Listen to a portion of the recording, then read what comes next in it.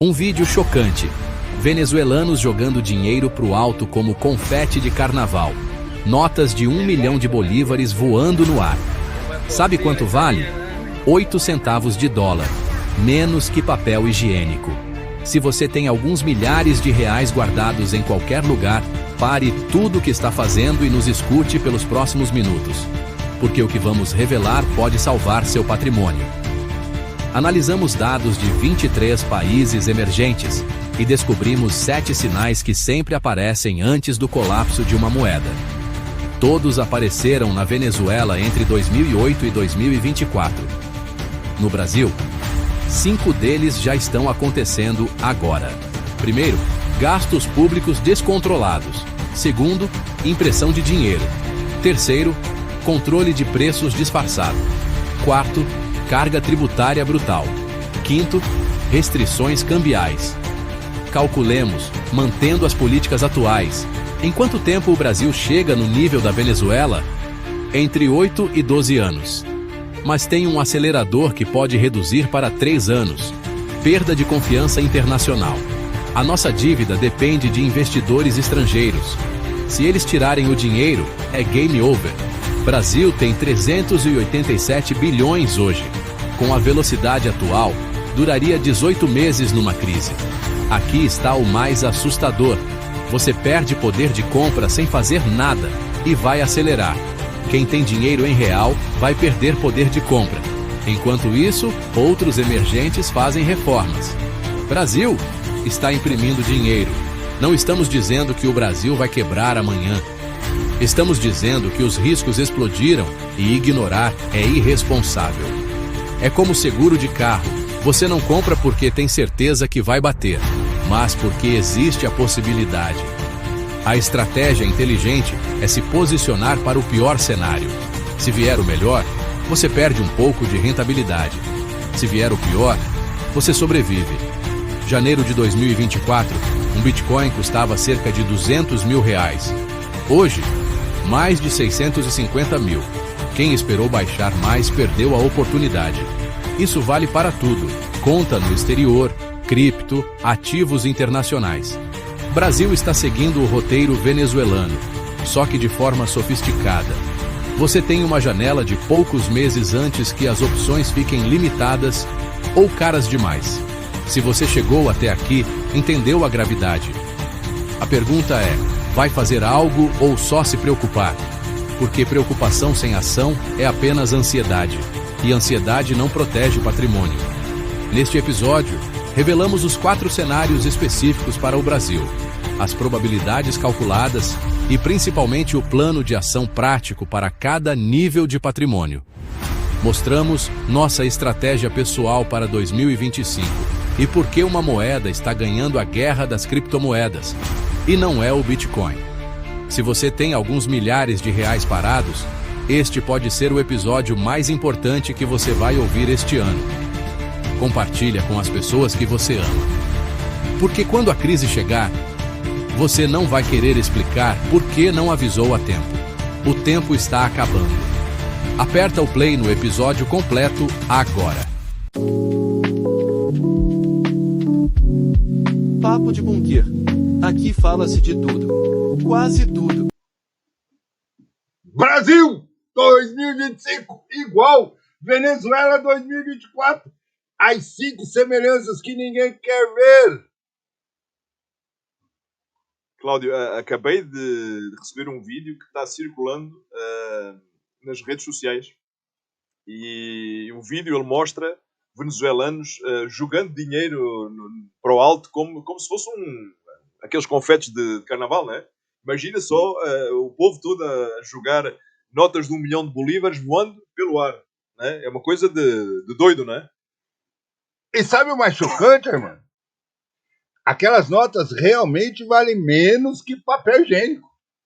Pois nós fizemos as contas, lembra? 1 milhão de bolívares hoje vale 8 centavos de dólar.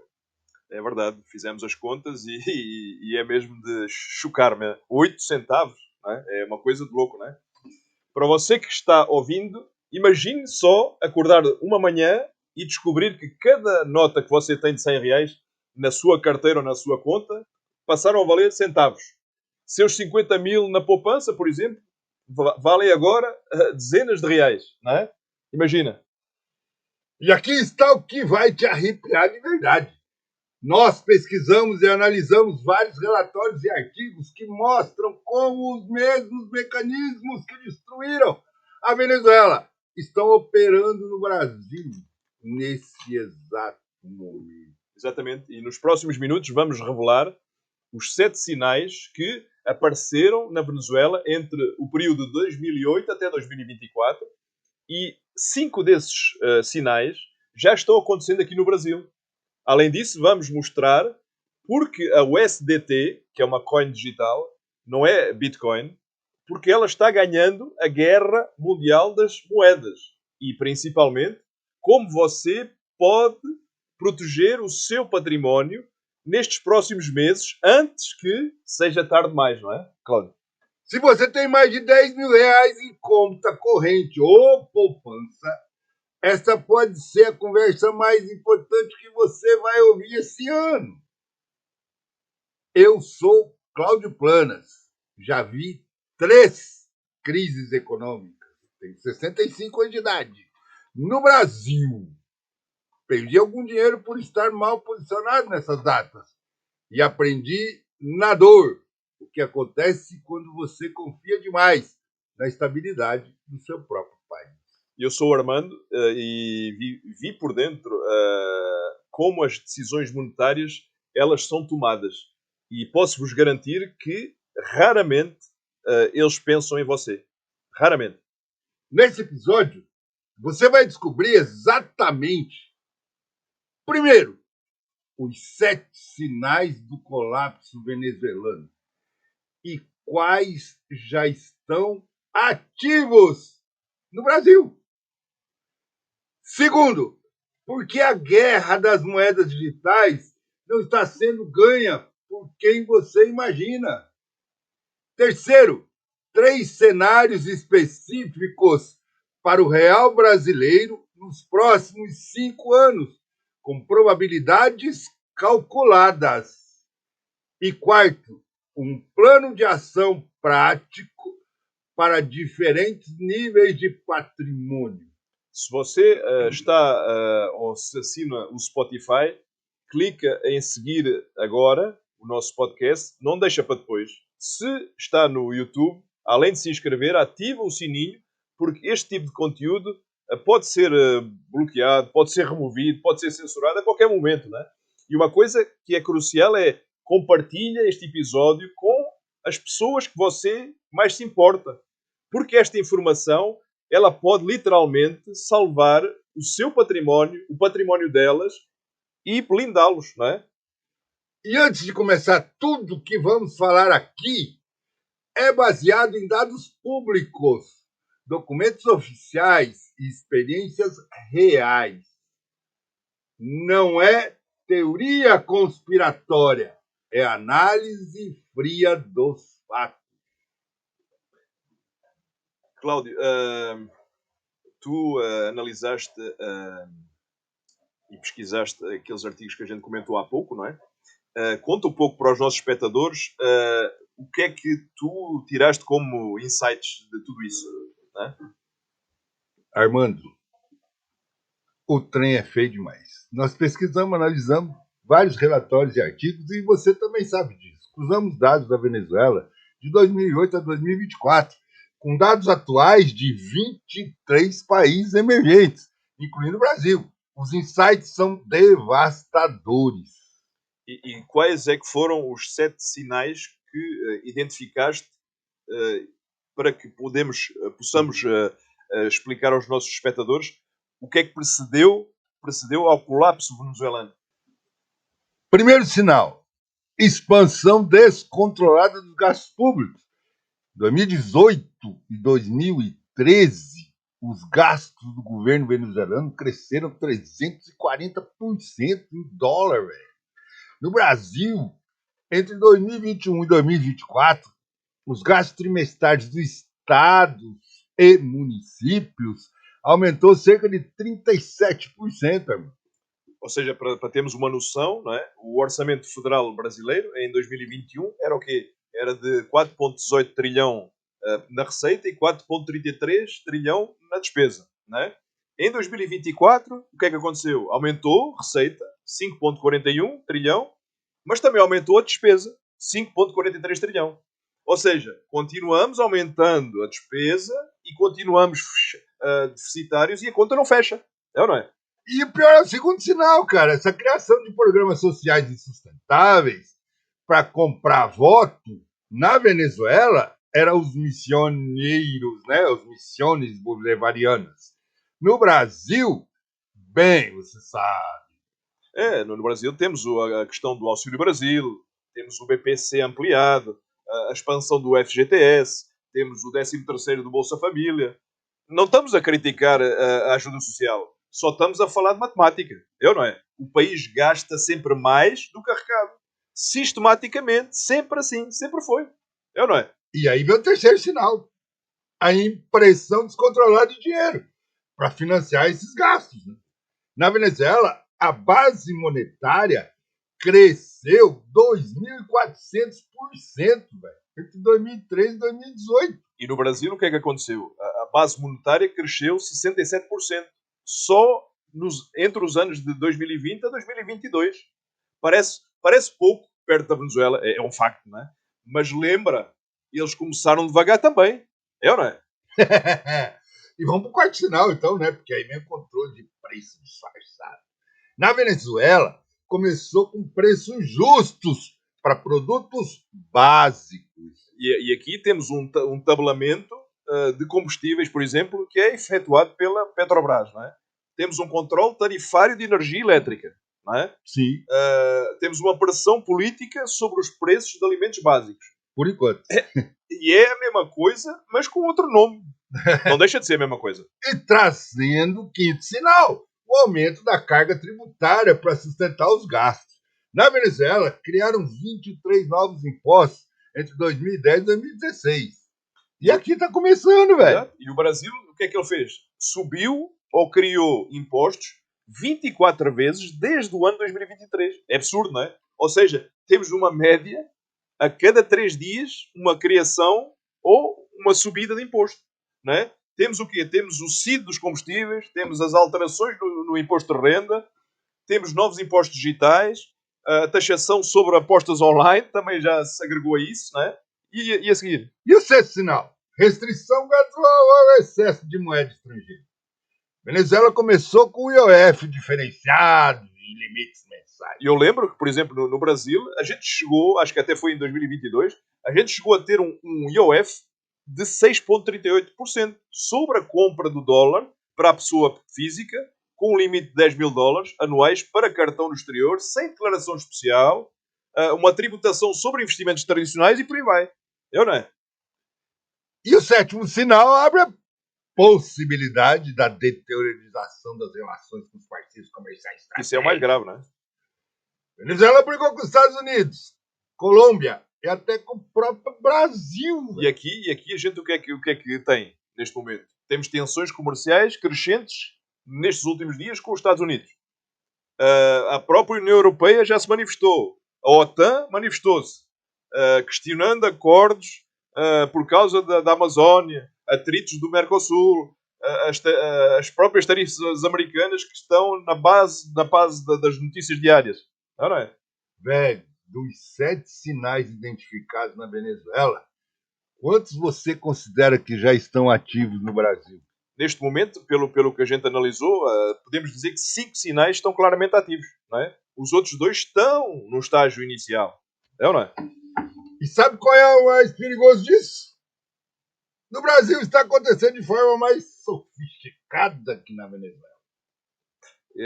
E podemos explicar isso até melhor para os espectadores, não é?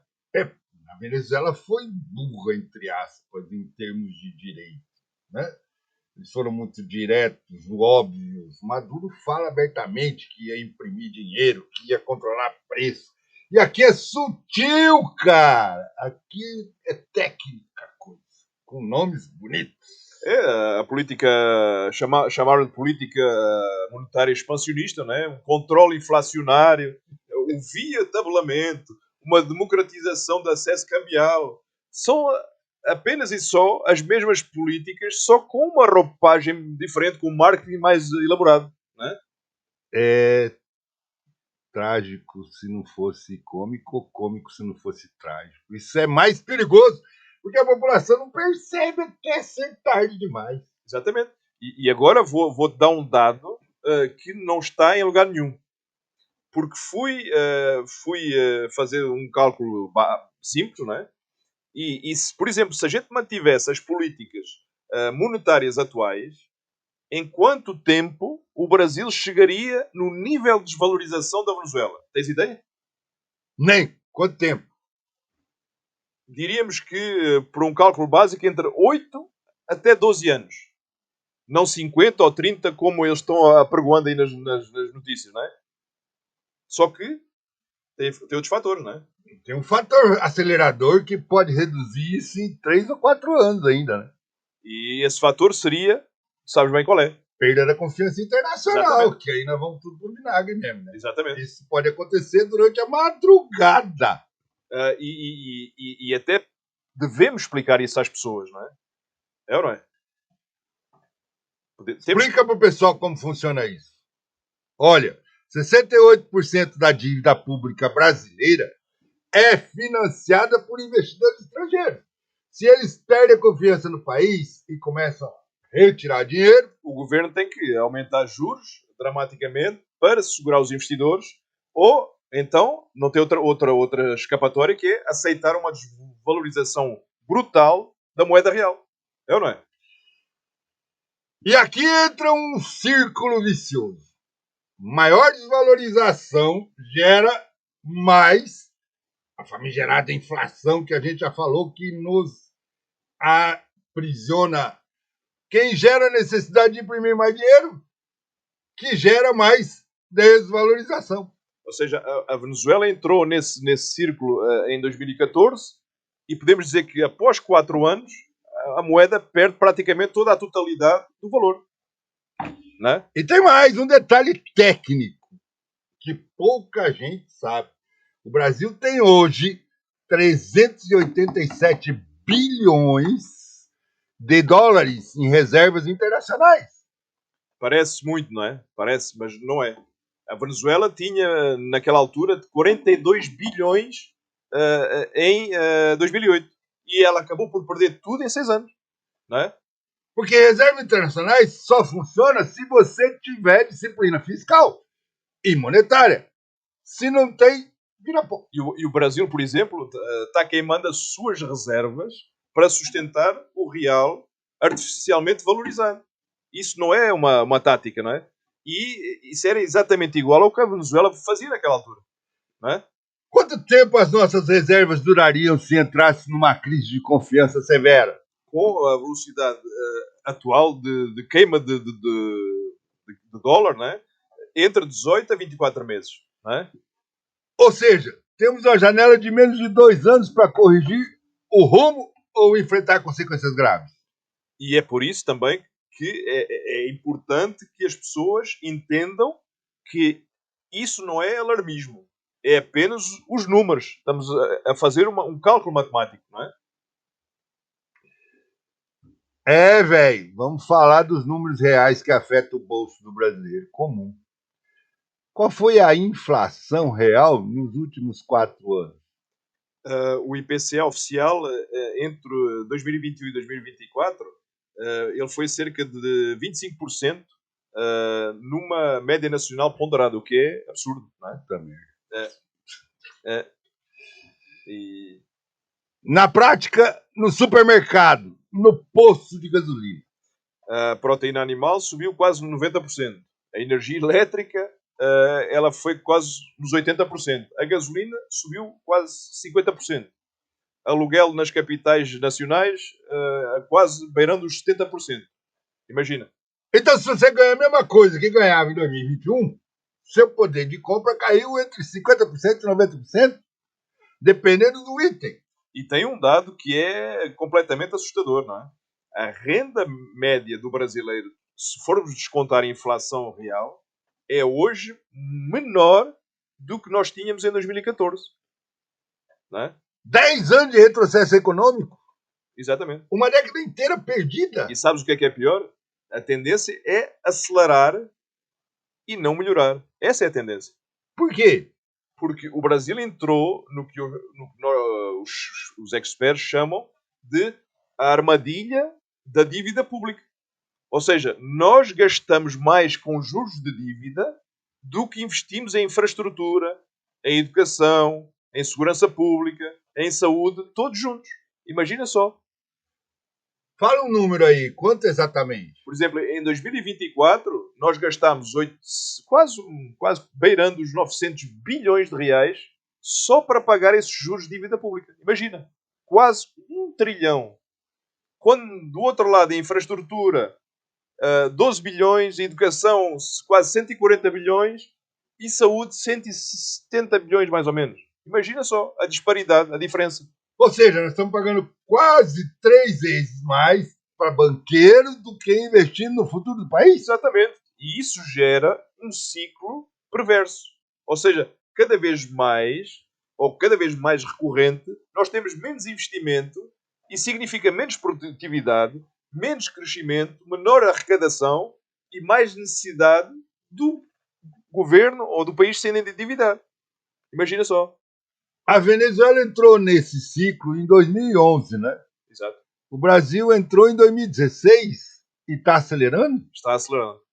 E vou-te contar algo que descobrimos nos dados, não é?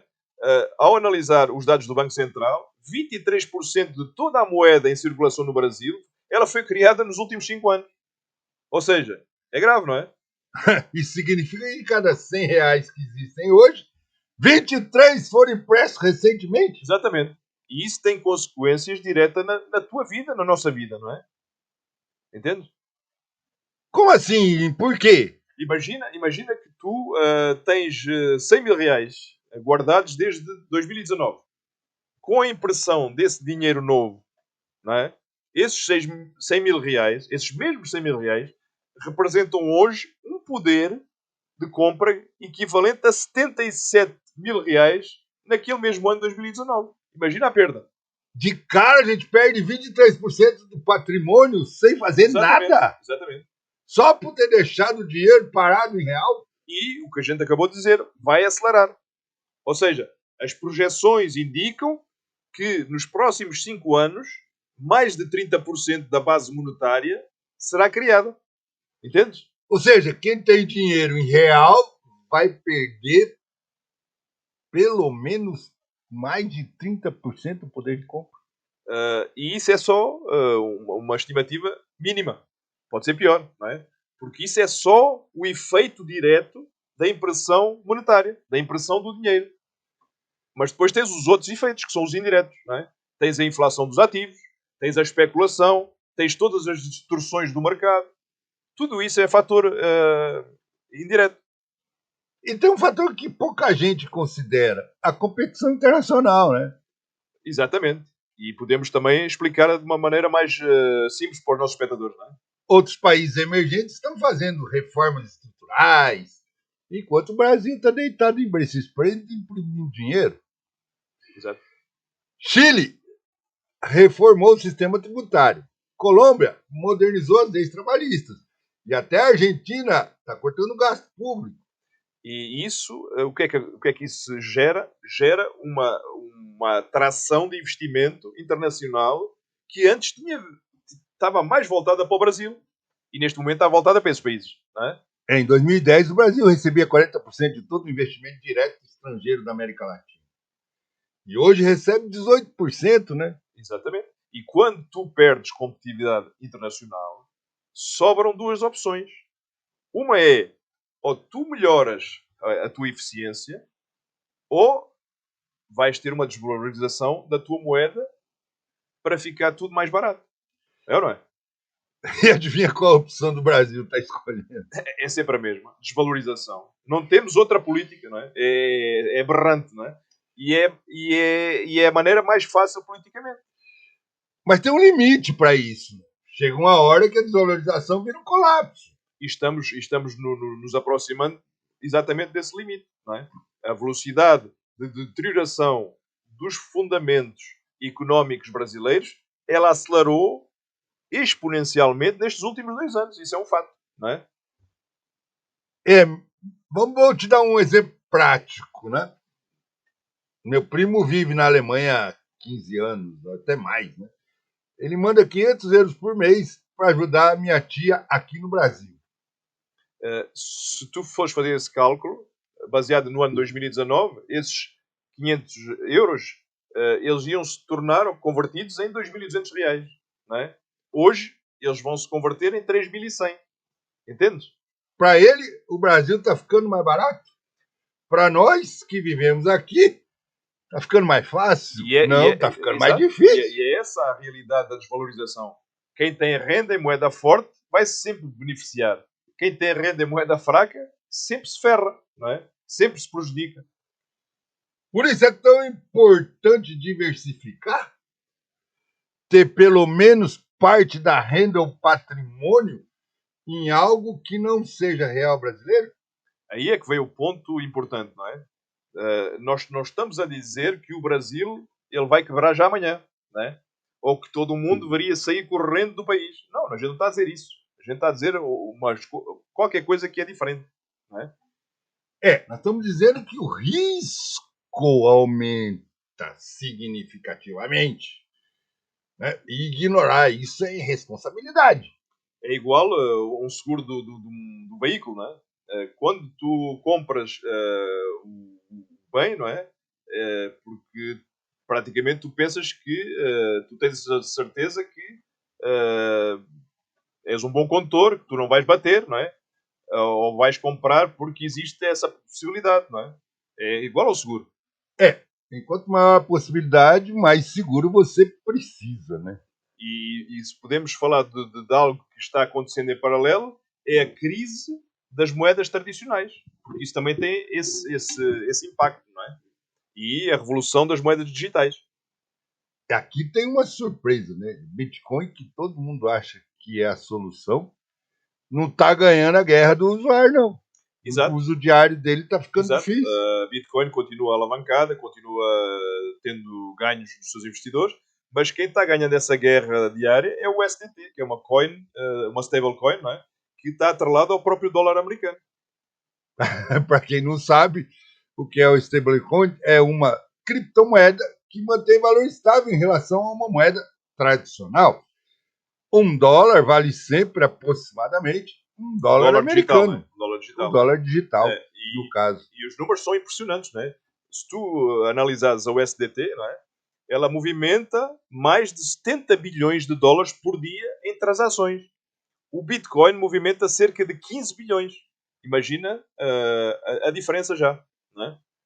Mas qual a razão disso está acontecendo? Porque as pessoas que estão utilizando, que estão transacionando o SDT, elas já estão conseguindo para fazer compras e para fazer os seus pagamentos no dia a dia. Podes comprar, vender, transferir dinheiro internacionalmente e até receber os teus pagamentos. Então é muito mais fácil. Então o Bitcoin virou mais um ativo de investimento, tipo ouro digital? As pessoas compram, seguram, esperando valorizar? Tem um motivo técnico, não é? O Bitcoin ele tem a variação de preço muito alta, não é? Em um dia normal ele pode subir ou descer 10, 15, 20%. Isso a gente conseguiu ver nos últimos tempos, não é? Então imagina você receber seu salário em Bitcoin numa segunda-feira. Na sexta-feira, valer 20% menos. Não dá para usar como uma moeda no dia a dia. O USDT, por exemplo, ele não tem esse problema, porque ele é mais estável, não é? Por isso é que se chama stablecoin, não é? Tu podes receber, tu podes guardar, gastar, sem te preocupar muito com essa variação, não é? Porque está intrínseco ao dólar, não é? E está sendo adotado massivamente em países com problemas monetários? Temos o caso, por exemplo, da Argentina, não é? Milhões de pessoas usam o SDT neste momento já para escapar da inflação do peso argentino, não é? Temos o caso do Líbano, por exemplo, na Turquia, até mesmo na Rússia, eles estão usando paralelamente, não é? E aqui está um ponto interessante, né? Porque o SDT não é descentralizado como o Bitcoin, né? Ele é Exatamente. controlado pela empresa, Tether, a né? Tether, né? Exatamente. Mas na prática ele está funcionando melhor que moedas totalmente descentralizadas. Até mesmo no aspecto de resolver problemas reais e cotidianos e diários das pessoas. Imagina só a praticidade, não é? Isso nos ensina algo importante sobre a adoção de tecnologia. Nem sempre o tecnicamente superior ganha, né? Sim, ganha, sobretudo, quem resolve o problema de forma mais prática e acessível para todas as pessoas, não é? Isso é uma questão lógica, não é? Agora, tem risco no SDT também se a empresa Tether quebrar, né? Ou se os governos proibirem o stablecoin. Por isso é que nós falamos sempre e alertamos os nossos espectadores que devemos fazer uma diversificação e porque isso é importante. Um pouco de Bitcoin para um hedge de longo prazo, um pouco de USDT para liquidez diária, isso é importante. Essa tal diversificação. E temos aí outras criptomoedas também, né? O Ethereum, por exemplo, para contratos inteligentes. Alguns altcoins, como o caso de usos específicos, né? E aqui tens outra verdade, né? Uma verdade incómoda. A maioria dos brasileiros, ela não está sequer nem pensando nisto que nós estamos falando agora. Imagina. Segundo pesquisa do Banco Central, apenas 1,4% dos brasileiros possuem alguma criptomoeda. Exatamente. E desses 1,4%, a maioria, o que é que eles compraram? Compraram quase iguais a todo mundo, né? Bitcoin, Ethereum, e deixam lá paradinhos na corretora. E não usa verdadeiramente no dia a dia. É essa a diferença. Enquanto isso, na Argentina, 12% da população usa criptomoeda regularmente. Na Venezuela, 18% já. Até na própria Venezuela, que é um paradoxo, né? Ou seja, países que já passaram por crises monetárias graves estão já adotando essas criptos massivamente, até para beneficiar, não é? E o Brasil? Ainda não passou, né? Por isso a população não vê urgência, né? Mas quando ela começar a ver essa urgência, pode ser muito, muito tarde para entrar com os preços lá embaixo, não é? E tem outros fatores, não é? E no Brasil ainda é relativamente fácil comprar dólar, né? Investir no exterior. Quando isso ficar mais difícil, ou quando mudarmos certas taxas de IOF, por exemplo, pode ficar ainda mais complicado. A cripto pode ser a única opção de diversificação internacional de maneira acessível para as pessoas, não é? Por isso faz sentido se familiarizar com essas tecnologias, né? Porque agora, enquanto não tem pressão. Exatamente, Né? e também aprender como tudo funciona, como é que tu podes comprá-las, como tu fazes as transferências, como guardas elas em segurança. Tudo isso são fatores de relevância, não é? É, porque na crise não vai ter tempo para você aprender, né? Vai ter que saber usar ou vai morrer afogado. Exatamente, e tens um ponto específico sobre o Brasil. Somos o país com maior adoção do Pix no mundo e isso é quase unânime, não é? Sim. Mas isso significa que o brasileiro já está acostumado com o pagamento digital instantâneo. Ou seja, a transição para criptomoedas seria feita de uma forma natural. Aqui, não é? Do que em países onde ainda continuam usando o cheque, o cartão, não é? Só que as pessoas não estão usando, não é? É uma vantagem competitiva que, se a gente analisar, poucos países têm, né? Mas não é só essa vantagem. Temos que aproveitá-la, não é? Antes que os próprios governantes resolvam regular as coisas demais, não é? E complicar tudo para as pessoas, não é? Cara, chegou a hora de ser mais específico. Quais são os cenários que você acredita concretos para o Brasil nos próximos 5 anos? Baseados nos modelos econométricos que nós aprofundamos e analisamos, a gente vê basicamente 4 cenários possíveis. Não 3, como falei antes, não é? Sim. São 4. Não é? Num primeiro cenário, podemos falar numa mudança de rumo radical, não é? Temos uma probabilidade de 15%. O Brasil tem que fazer reformas estruturais profundas, tem que cortar gastos públicos, mais ou menos 30%, e tem que parar de imprimir dinheiro e tem que se modernizar e modernizar a própria economia. Não é?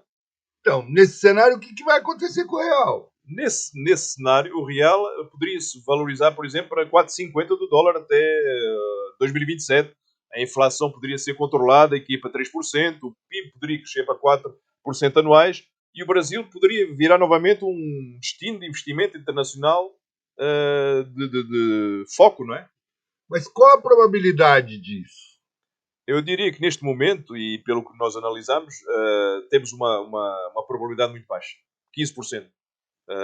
Porque existe também coragem política. E exige que os políticos façam sacrifícios e que cortem gordura no seu próprio consumo, no curto prazo. E sabes que nenhum político gosta de fazer isso. Isso não vai acontecer. E um segundo cenário aí? Teríamos uma deterioração controlada, não é? A probabilidade seria mais elevada, 45%, se mantivéssemos as políticas atuais com pequenos ajustes. E aí teríamos uma oscilação no real entre 5,50 e 7,50, o que já seria gravíssimo. E uma inflação entre 8% e 15% ao ano, o que seria catastrófico. Era ou não era? Era... É o caminho da menor resistência. Ninguém toma decisão difícil, mas também não acelera demais os problemas. Né? E o terceiro cenário? Teríamos uma aceleração da crise, não é? Uma probabilidade de 30%, agravada com uma crise externa, com uma guerra, por exemplo, tarifária mundial, o colapso do sistema financeiro global ou uma pandemia severa. Isso iria acelerar completamente os nossos problemas internos. Era ou não era? E aí? Aí o real despencaria para valores absurdos, não é? 12 a 15 por dólar, a inflação 25 a 40% ao ano e começariam aí os controlos de capital e as restrições cambiais. Então seria catastrófico. Entendes? Daí, depois disso, eu não vou perguntar o quarto cenário. O quarto cenário seria vamos dizer que seria quase o colapso venezuelano, não é? Ou seja, a probabilidade disso acontecer é menor, não é? Cerca de 10%, mas não quer dizer que não possa acontecer. Seria a perda completa e total da confiança internacional no Brasil. A fuga massiva que nós estamos tendo já em alguns casos de milionários e bilionários e uma hiperinflação. Imagina só. Não é? Pelo amor de Deus. Imagina só o que é que aconteceria. Não é? Aí as sanções internacionais podem acelerar qualquer um desses cenários, né? Exatamente. O dólar iria para mais de 20%, né? A inflação acima dos 100%. Né? E digamos que principalmente o terceiro e quarto cenário, se o Brasil sofrer sanções por questões ambientais, geopolíticas ou de direitos humanos, imagina só o que é que iria acontecer. Além disso. Restrições comerciais vem por aí. Que tipo de sanção você acredita? Estamos falando daquelas restrições que são aplicadas já em países que as sofreram, não é? E que já falámos em outros episódios. Restrições comerciais, exclusão do sistema SWIFT, proibição de financiamento internacional, bloqueios de ativos no exterior, como já está acontecendo. Isso seria arrasador, devastador para nós aqui, né? Tivemos o caso do outro episódio que falámos da Rússia. A Rússia sofreu sanções similares em 22, não é? O rublo perdeu praticamente 70% do seu valor. E em 3 meses, imagina o que é que poderia acontecer aqui. E a Rússia? E agora, para cada cenário, qual seria a estratégia ideal de proteção patrimonial? Sei lá, teríamos que analisar todos os cenários, porque todos os cenários são praticamente idênticos na prática, devido à insegurança institucional e jurídica em que vivemos neste momento. No primeiro cenário, nós atribuímos um nome fictício que seria basicamente uma mudança de rumo, não é? Dissemos para os nossos telespectadores. E que tu podes manter apenas a tua reserva de emergência reais, sem quaisquer investimentos em imóveis no Brasil, como a gente sempre frisa, sem investimentos em ações brasileiras ou em títulos do governo, não é? Quanto em real? Eu vou dizer um percentual com o risco de ser atacado. 2% de património. Os outros 98% a gente tem que diversificar internacionalmente. É uma posição de risco que a gente não pode tomar. Tá, e aí no segundo cenário? No segundo cenário, que nós atribuímos um nome fictício de deterioração controlada, não é? Máximo de 1 a 2% em reais e 98 a 99% em ativos internacionais. Dólar, ouro, mesclado com um pouquinho de criptomoedas, não é? Aí o terceiro cenário vai tudo pro pau, então. Aí teríamos uma aceleração da crise, não é? Máximo 1% em reais e apenas em ativos tangíveis, 99% em ativos internacionais, dólar, euros e também uma mescla de percentual baixo em criptomoeda. Então, o quarto cenário sobrou o colapso. O quarto cenário é um colapso que nós podemos dizer que seria R$0, não é? Teríamos que sair do país, não é? 100% do património completamente fora do país, ou em ativos não correlacionados com a economia brasileira. Então estamos num cenário catastrófico. Entendes? E qual cenário você acha que pode acontecer? Não se sabe, neste momento não se sabe, por isso a estratégia inteligente é se posicionar para sobreviver ao pior cenário, mas aproveitar se vier o melhor, não é? Mas de que forma?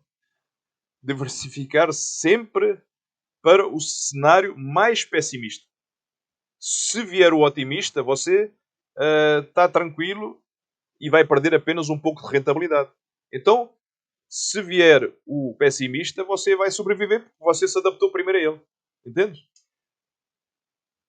É o conceito downside protection. É, o downside contra protection. o pior caso. Exatamente. E tem indicadores que podem ajudar a identificar qual cenário está se aproximando? Claro, primeiro indicador, tu vês logo pelos spread dos títulos brasileiros no exterior. Não é? Essa é a taxa que eles cobram pelo de vender esse ativo. Tá, é a diferença? Seria isso? É a diferença entre os juros que o Brasil paga para se financiar lá fora e os próprios juros americanos. Quanto maior for o spread, maior o risco percebido. É sempre assim. Qual o nível atual? O nível atual ele está em 2,8 pontos percentuais. Se tu chegares num valor que passa dos 4 pontos, é um sinal amarelo. Se passar dos 6 pontos, aí já é um vermelhão. É um sinal vermelho do tamanho do mundo. Não é? Qual o segundo indicador, então? As reservas internacionais. Se começarem a cair rapidamente, é sinal de que o Banco Central está fazendo o que está fazendo ultimamente, queimando dólares para segurar o real lá em baixo. E combatendo o dólar. Tentando combater, que não consegue. Entendes? E aí vem o terceiro. O terceiro é a fuga dos cérebros. Quando tu tens profissionais qualificados que começam a deixar o país de uma forma massiva. Não é? Mas isso já está acontecendo. Sim, já está acontecendo. Temos o caso de um percentual, quase 75%, de jovens brasileiros com ensino superior que querem muito emigrar, segundo essa pesquisa de 2024. Qual seria esse quarto indicador, então? O que estamos vivenciando neste momento, as tensões políticas, externas, internas, crises institucionais, conflito entre poderes, polarização extrema, isso é gravíssimo, não é?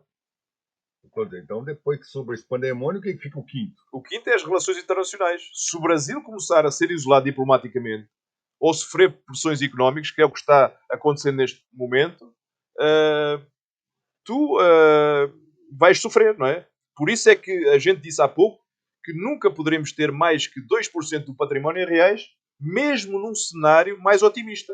E nunca menos de 98% fora do Brasil. Entendes?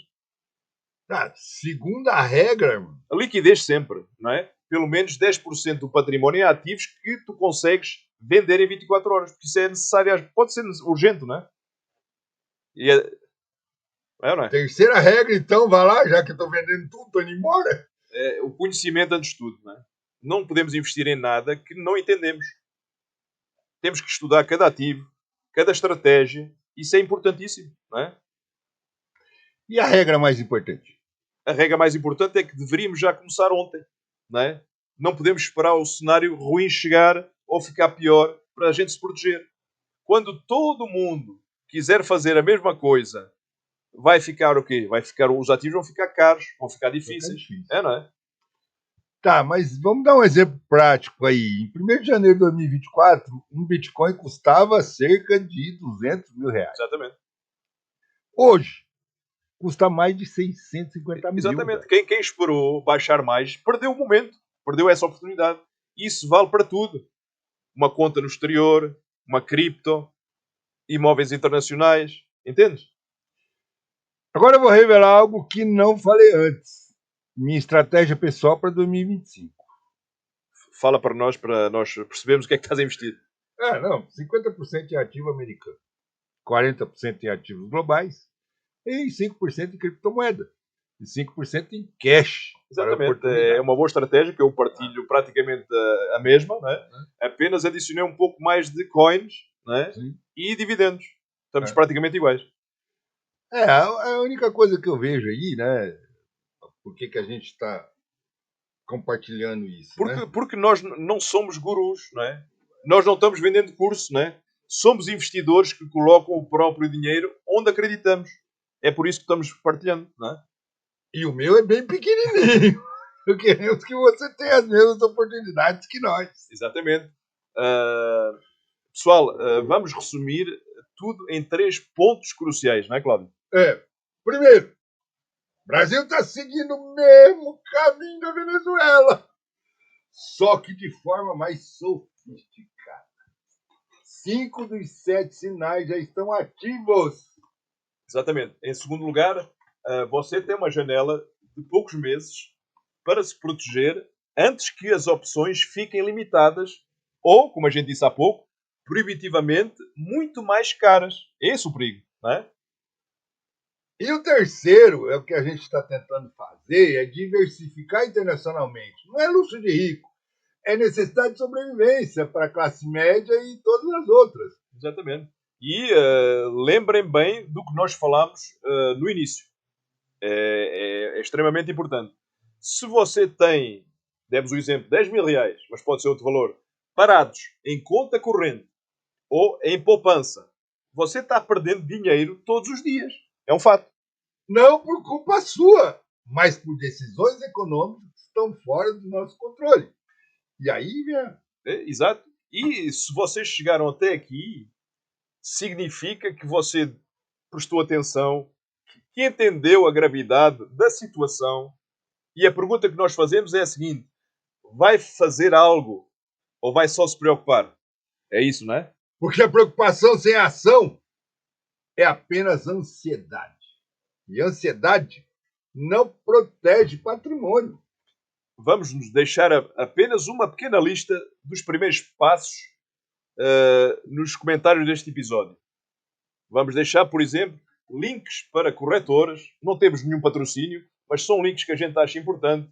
Exchange de cripto, bancos internacionais que aceitam brasileiros para facilitar as vossas demarches, a vossa vida, não é? Se você quiser se aprofundar mais, estamos lançando uma comunidade privada no X. E no School também. No School também, onde vamos compartilhar análises semanais, alertas de oportunidades e estratégias avançadas. Não é nenhum curso. Não é uma consultoria. É uma comunidade de pessoas que pensam igual e que se querem proteger juntas. É mais como se fosse um time. É ou não é? O link vai ficar na descrição. Os primeiros 100 membros inscritos no canal ganharão um e-book para se prepararem e brindarem os seus investimentos. Porque queremos pessoas comprometidas e não curiosas. Exatamente. E uma última coisa, só para nos ajudarem, não é? Compartilhem este episódio, não por nós, mas pelas pessoas, pelo menos pelas pessoas que você gosta, pelas pessoas que você sente que tem que ajudar, não é? Porque quando a crise chegar, e ela vai chegar, você não vai querer olhar nos olhos da sua família e explicar por que não nos avisou assim. E lembre-se sempre que o conhecimento que compartilhamos aqui, o nosso humilde conhecimento, pode literalmente salvar o futuro financeiro de centenas ou milhares de famílias brasileiras. Esse é o objetivo. E a gente solicita, compartilhe nas redes sociais, manda para os seus amigos, posta nas redes sociais, quebra o algoritmo. E se você está verdadeiramente preocupado e precisa reagir rapidamente, entre em contato connosco diretamente. Fazemos ou damos um apoio a quem precisa de algum esclarecimento e fazemos isso de forma gratuita. Dentro do nosso tempo, claro, não é? Por último, esse não é o fim do mundo, né? é o fim de um mundo. O mundo onde você podia ignorar a economia e ficar bem. O novo mundo, ele vai premiar quem se informou, quem se preparou e quem vai agir com destreza e inteligência. Não é? Você pode escolher ser a vítima das circunstâncias ou o protagonista da sua proteção financeira. A escolha é sua. O tempo está acabando, o prazo está acabando também. Não é? E obrigado por nos acompanhar até aqui. Somos o Papo de Bunker. Já ficamos conhecidos. Até o próximo episódio, se ainda houver tempo. Não é? Se ainda houver tempo. Lembre-se da crise. Informação é o único ativo que ninguém pode confiscar. Exatamente. Até o próximo episódio. Fiquem com Deus e se protejam. Ó. E senta o dedo no like. Caramba, acabou.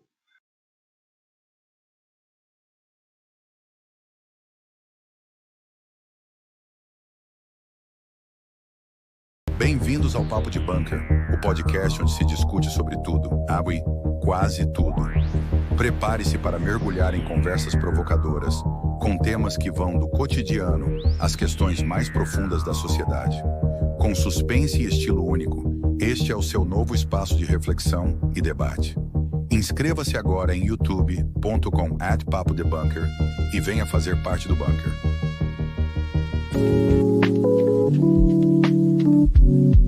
Papo de Bunker. Aqui fala-se de tudo. Quase tudo.